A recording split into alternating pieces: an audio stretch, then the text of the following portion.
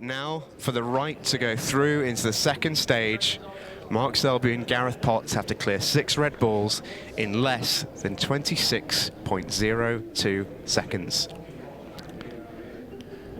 So they're going to go. I dare say there's a fair few snooker fans who are having a thoroughly enjoyable evening. That's for sure. I think there'll be some of the snooker players will be as well. There'll be some banter flying about for sure, but serious business for these guys now. And we've seen a couple of really good breaks where you want to park the cue ball in the middle, just a soft little stun shot so that the balls don't go too far, and then you could just park the white on every single shot. Now look where Gaz is positioned here. I think he's waiting. He is. They have been practicing. Oh, that's so good. Oh, Mark Selby missed pot. That's not ideal. They've still got a little bit of time to work with. They're still in this, even with that missed pot, because of that great start. He wants to hold the cue ball. He can. They've got time. If he makes it, they're through. Mark Selby nails the pot. And the Jester from Leicester and the Golden Boy, the dream team, are through to the next stage of the Ultimate Pool Pairs Cup by way of 6 red shootout. That was brilliant. We'll hear from them when we come back.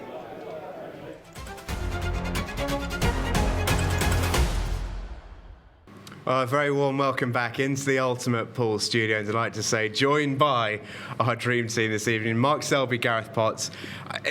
Mark, you've had some moments around a table, I know, but you celebrated that win more than I've seen you celebrate some big ones. How did that feel? Yeah, it was good, you know. I mean, coming here, I was just going to think, right, it's just great fun, great to be partnering Gareth in a pool event, which I've not played for so long. But when you're out there, your competitive instinct kicks in, you know, and you don't want to lose in anything you play. I mean, even if I was playing Tiddlywinks with my daughter, I'd want to win. But yeah, it was great out there. I was just saying to Gaz, if you could predict winning in the way we've done on the shootout, then it's more exciting than any other way of getting through. Oh, I mean, we said it on commentary, myself and Simon, when you were heading towards that last sort of minute and a half with Zach and Andy. We said, well, I wish them well and all that, but how much do you want to see a 3-way 6-red shootout? And the answer was absolutely. Wish you all the best, but I mean, guys, that was, I know the thing is, I knew you'd practice for it as well. You guys had prepped, you'd done all your homework, and ultimately it paid off for you. Yeah, I have to confess, we did have a few practice goes that Mark came over and we had a practice, but we did practice the shootout because obviously the frames don't count. You know, the aggregate frame score doesn't count. So we knew that there's a very good chance he could go to the shootout. I mean, we've won 4-0, 4-0, and those are just 2 wins. It's not the 8-0 in the frame. So we knew it could go to the shootout, and we did have a little cheeky practice at it, and we did post a bit of a ridiculous score. And that's why we knew what we were going to do. Mark was going to break, hit the soft little stun, and it was weird because the balls were almost going in an identical place, and we did post a pretty good score in practice of like 14.33 in practice. So we were probably as confident as you can be going into a shootout, but it was absolutely horrible. I don't doubt that for a second, because all of a sudden, talk me through your miss there, Mark, because I was just hearing you describe it to one of the players out there. You had to accommodate a red moving, didn't you? Yeah, well, Scott said to us before the start, he said, look, as long as the ball you're playing is not moving, then you can just play. Other balls can be moving in that time. So once Gareth potted the first red off the break, I'm playing the red in the corner, but just I'm about to play it, the red's coming to my direction. I think it's going to hit my cue, so I've had to play it as quick as possible and get out of the way. And I don't know, I've missed it, and we've still managed to come through with a good score, having missed 1 ball as well. What's going through your mind when that red draws? Well, what was going through my mind was if we lose after I've gone in off that black, I think I'd have killed myself, to be honest. But when it gets to that 15 seconds, to be honest, it's so fast. And not only when you land out of position, but even when you just have a little half tricky positional shot to play, I come a little bit awkward on that last red. I didn't know whether to just drop it in and play the black in the opposite corner. I knew if I just punched it in, I was going to leave myself a bit of a smelly black. But when they're bleeping down, I had to just hit it. So I'm just so happy that we've managed to get through, and it wasn't obviously off the back of me going in off that black.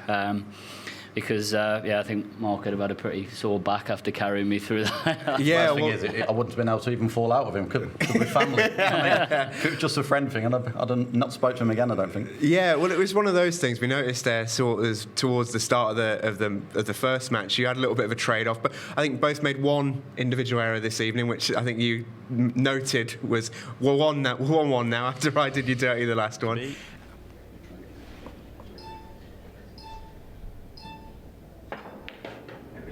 That is not where they wanted to be, though. An extra foot up the table was required there, and left Gareth a slightly tricky one.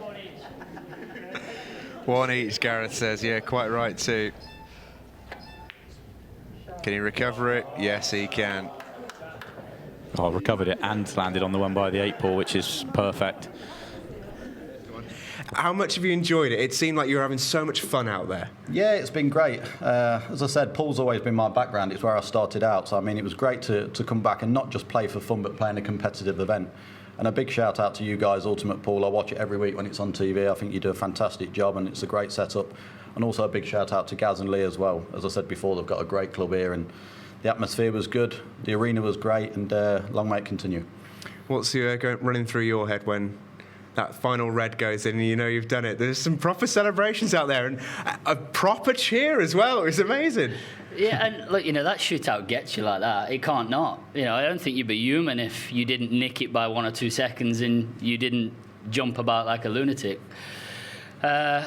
Just relieved to get through. I mean, I felt like we played some pretty good stuff in the first 2 matches, so I think we'd have felt a little bit hard done to be honest, if we had have gone out there, like you say, from just maybe the one, wasn't really a ball missed in off the black. So I felt like we played pretty good, and there was an amazing atmosphere out there. And obviously, what Ultimate Pool have created with this doubles gives you that.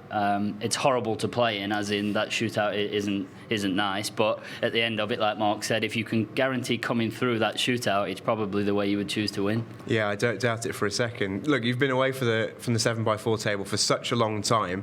How pleased were you with how you actually played out there, just from a pool perspective? There was very few errors. Cue ball was always on a string. It was like you'd never been away.